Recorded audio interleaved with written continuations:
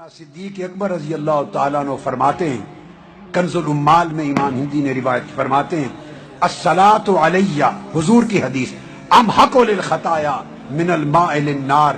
آقا نے فرمایا مجھ پر درود پڑھنا گناہوں کو اس طرح ختم کر دیتا ہے کہ اس طرح پانی بھی آگ کو ختم نہیں کر سکتا۔ والسلام علیہ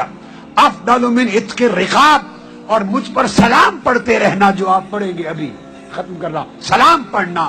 غلاموں اور گردنوں کو آزاد کرنے سے زیادہ افضل ہے۔ وحبی، اور مجھ سے عشق اور محبت کرنا، افضل من محج الانفس او قال من ضرب السیف فی سبیل اللہ، اللہ کی راہ میں جہاد کرنے سے زیادہ افضل ہے مجھ سے عشق کرنا، مجھ سے محبت کرنا۔ دوستو، یہ وہ سبق ہے آقا سے محبت کرنے کا، یہ سبق ہے آقا سے محبت کرنے کا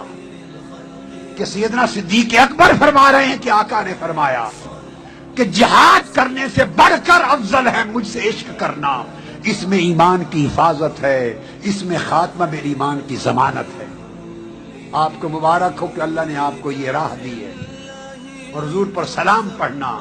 یہ گردنوں کو آزاد کرنے سے زیادہ افضل ہے،